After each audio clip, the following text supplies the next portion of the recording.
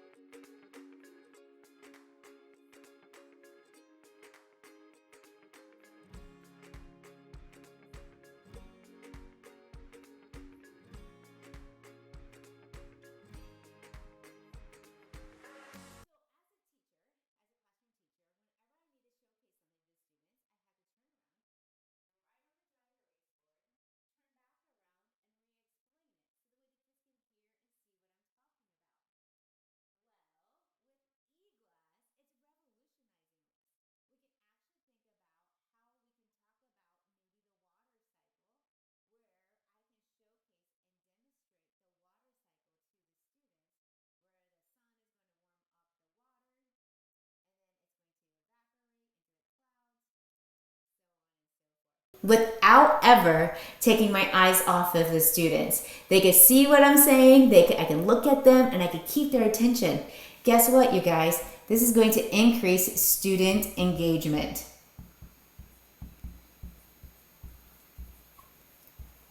Because now I'm focused on you. I never have to turn away. And now the screens are going to come on and students are going to participate. Another thing I like is even if we are working in a normal situation next year without all the hybrid learning, I'm going to be using my eGlass in what we use small groups. So a small group is where a teacher will have a group of students working with them in that blended learning environment. And I'm going to be using eGlass as my small group tool because the kids are going to be sitting around me and I'm going to be able to showcase and draw right on the screen, just like what I'm doing right now on this video.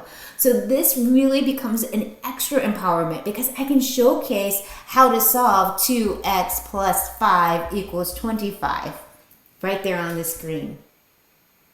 So I love this for my traditional blended learning classroom. My hybrid environment, students in Zoom can join in and they can watch and I'm able to draw right on their screens. This has so many powerful uses for just this application. I love it for the professional development world because I can be creating videos just like this. I'm going to put it here so you guys know. eGlass. Make sure you go take a look at this website. It is really a great resource. And with all the money that's being out there being used for devices, this is one that I would definitely purchase to really help with that student engagement and, believe it or not, differentiation. Because when I'm in that small group, I can start to differentiate my small group lessons based off of who's sitting in front of me. eGlass, go take a look at it. All right, the second part of today was going to be talking about design versus decorate. This is a big piece. As a classroom teacher, I taught second grade, fifth grade. I even started a hybrid high school. One of the things that I loved most was hanging up my poster, making things look pretty and cute and fun in my classroom environment.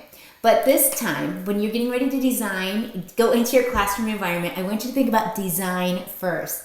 Think about how your classroom is laid out. How are you going to change your design and layout of the classroom?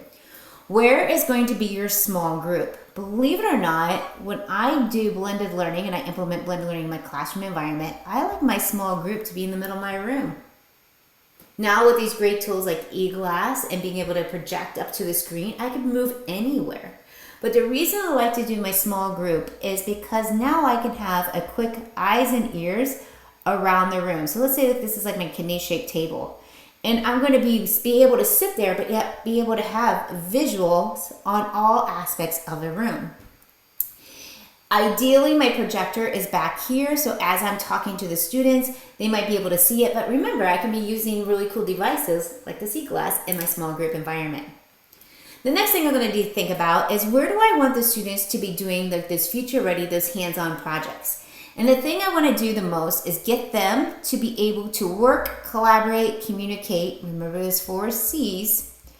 And I want them to be as far away from me as possible, because I want them to talk. If they're sitting right on top of me, then it distracts the students in that small group.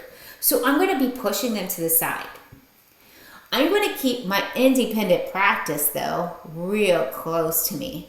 The reason being is, if the kids have trouble, they can quickly kind of walk over and I can turn to make sure that they're getting their work done. So I'm going to keep my independent practice studio right here. So this is my future ready.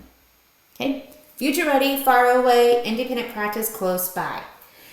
I'm going to break up, believe it or not, my digital content area. I'm going to have a section of computers over here and a section of computers over here. The reason is because I want them to be able to, when they're working on digital content, I want them to be able to be focused on what they're doing versus worrying about everything else going on. So believe it or not, they are going to be facing the wall.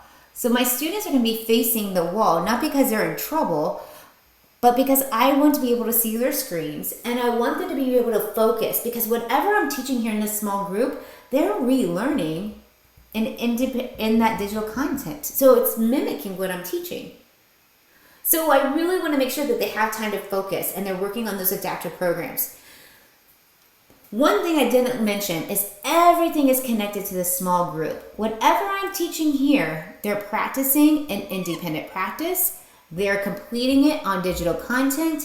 They're creating something in that future ready studio. So the students are learning this in 4 different learning modalities: tactile, kinesthetic, auditory, and visual learners.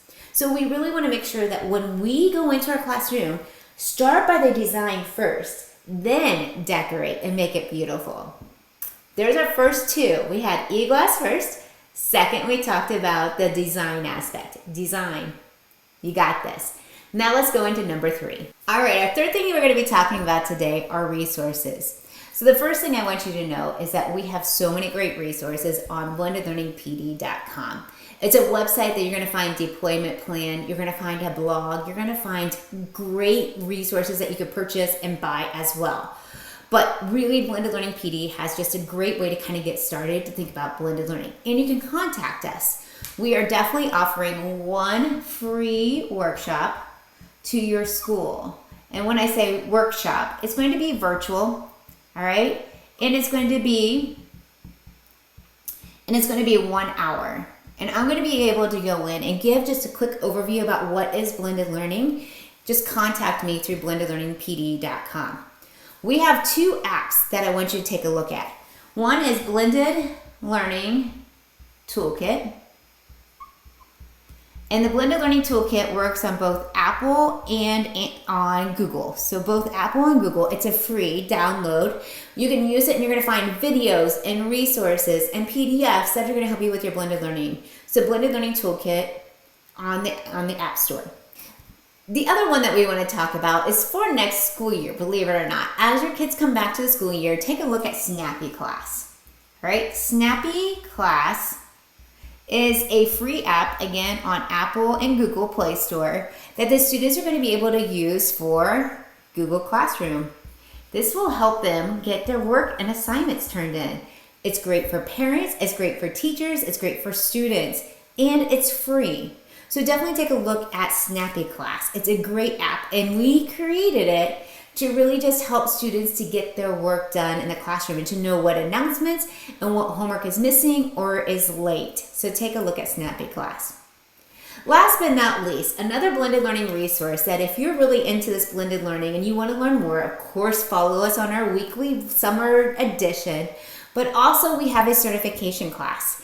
And the certification class is going to go through 6 modules. And the 6 modules are going to cover all the phases as well as coaching. is going to give you coaching tips and tricks for blended learning.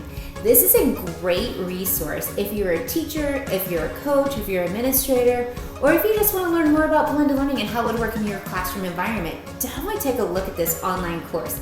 It's a self-paced, but you get hours with me. So you actually get virtual hours where I'll join in and I'll be able to walk you through the 3 phases of blended learning. One-on-one or in a small group, it works just the same, so definitely take a look at our certification class. This is a good one, and you can find that information in the Blended Learning PD website. My name is Marcia Kish, and this concludes our first weekly blend summer edition. I hope you like it. Definitely look at eGlass, think about design, and then also take a look at some of these great resources. Next week, we're going to go into looking more at phase 1. We're going to actually talk about phase 1 and the deployment plan. All right, so join us next week as we go into learning more about blended learning. Bye guys, have a great summer. We'll talk to you soon.